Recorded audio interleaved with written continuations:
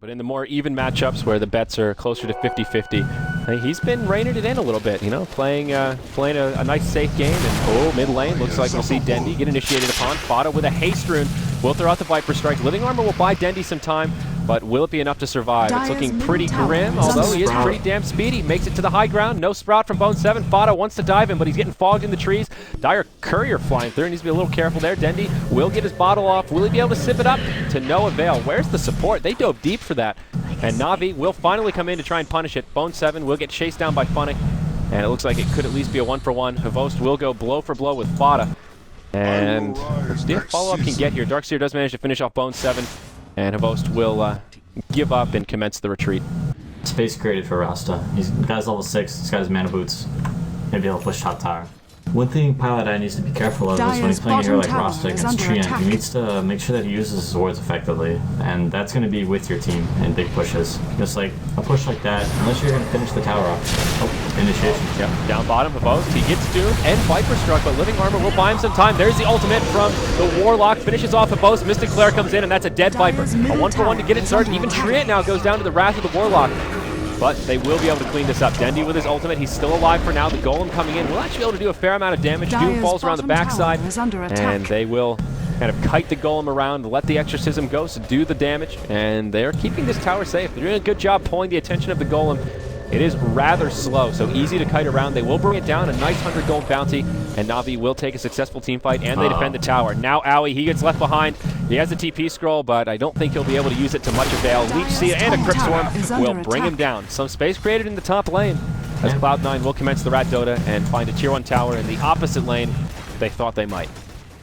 Yeah, that's one thing Na'Vi kind of lacks, is they don't really have much catch for the split push. They have, they don't really have like a true initiator. Yeah, now Havost coming in onto Bone7. No way to interrupt the TP, but doing a fair bit of damage here. Niche's Prophet really tanking. He's got double null tally. You don't see that too frequently. It's, oh my gosh, it's the European pub build. I don't know if you've seen this before, but it's like a fear and heat. They buy a bunch of null talismans, and then they buy a blade mail. And then they go for like a maelstrom or something, or normal DPS he has the blade mail complete.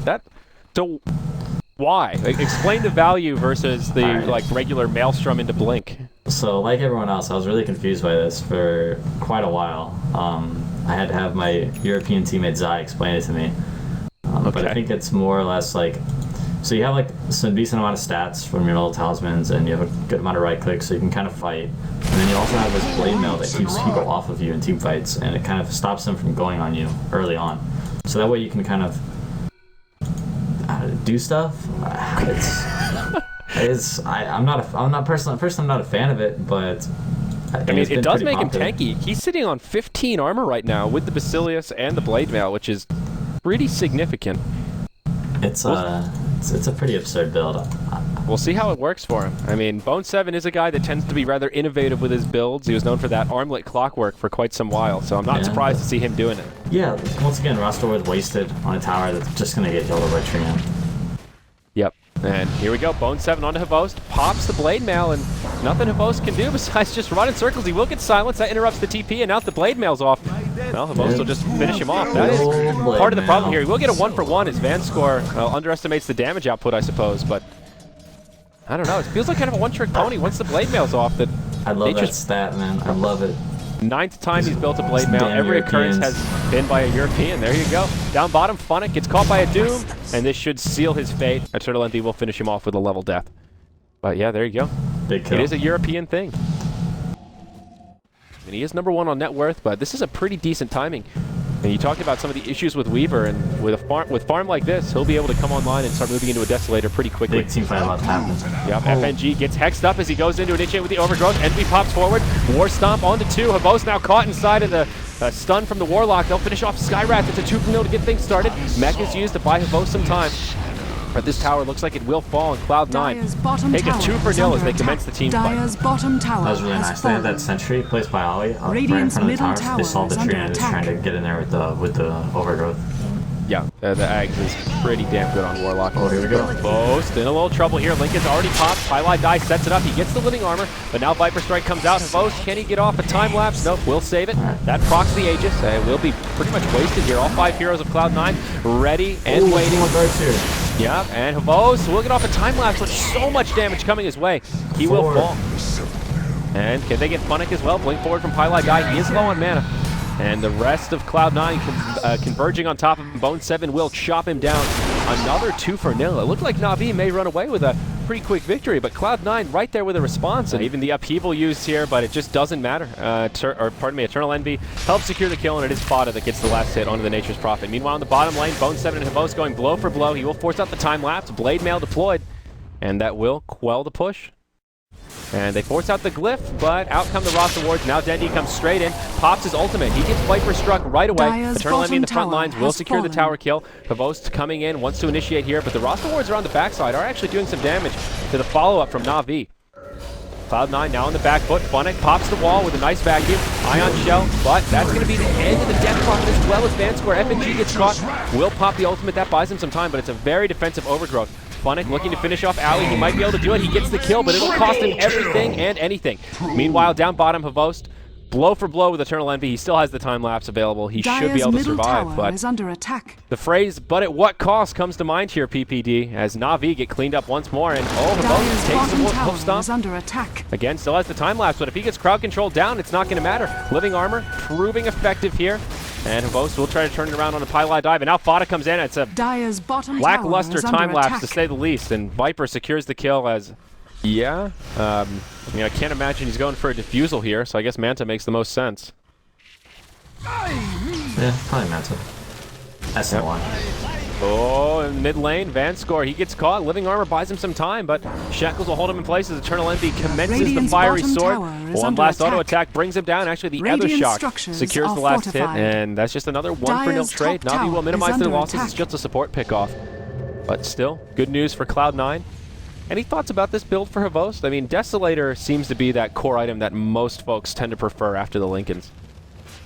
Well, I think he wanted a lot of other things. Just Dire's top dead. tower is under attack. Lincolns will get broken, and there's the Doom. Nowhere for Havost to go. And they will just chop it He's down. gonna get defusal for the Warlock Golem. Oh, derp. Yeah, you're right. Dire's Is he really the top tower best is suited under to do that, attack. though? I mean, he's the best suited on his team. I'm not sure. Oh, action mid. Oop. Yep, hardly. I was contemplating there. Shadow Shaman will get picked off, and Dendi on the run. I don't think Bone7 will be able to finish him off quite yet, but a Sprout onto FNG. He pops an Overgrowth, but doesn't really connect with anything. Now Vanscore in some trouble as Eternal Envy comes in. Shivas comes out, and Na'Vi are on the back foot. They'll head towards the base. They will survive, but not much coming out in return. Sure, they pick off the Shadow Shaman. I guess that will delay the push for Cloud9 as he does have wards available. And get a handle on the positioning on both sides. Na'Vi will take the high ground near the Dire Ancients, and Cloud9 will group up around the mid. Cloud9 now do a 5-hero smoke, and they will wrap around FNG in the front lines. They do ping him out, and they're pretty aware that the tree may be trying to break their smoke. They'll find Funnick. He pops his BKB. Vacuum wall comes out.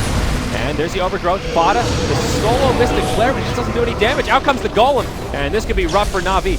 Exorcism flies. Dendi gets off the ultimate, but that upheaval right in the middle of the fight will break things up. Skywrath and Triumph both get picked off. Dendi, very low on hit points, will make it back, but the Exorcism just doesn't do enough damage. It's an easy 2-0. And now with the Exorcism popped and off cooldown, if they can take out Dendi here, this is bad news for Na'Vi. Funnick, no BKB available, will fall as the roster wards come down, make it a 3-0. Darkseer will buy back. Doom used on Havost. He's slowed up, and now that the Shikuchi has expired, he will fall. Other buybacks available here. There are a couple, perhaps. The Treant can buy back, not a Hellblind. He'll be able to do. Dendi no longer has the ultimate on. He'll be repelled. Na'Vi could be on a last leg here. Cloud9 will at the very least get a lane of racks. Dire, Havoc Glyph available. Yule's out on Dendi, but that's it. FNG calls it. And Cloud9 seal the deal in only 31 minutes of Big win for gameplay. Cloud9. They really needed to beat one of these top tier teams to secure their position of getting to the LAN qualifiers. So I think they have most of their big matches done now. They kind of just make sure they don't have any hiccups against some of the weaker teams, and they should be fine. Yeah. And not only in the context of Starladder, but just a big win for morale. As you mentioned, they lost to Alliance, Team Secret, and now taking out Na'Vi, who beat those other teams. That speaks to some of the power of Cloud9 and perhaps getting a little bit more comfortable after changing out Sing Sing for Fada.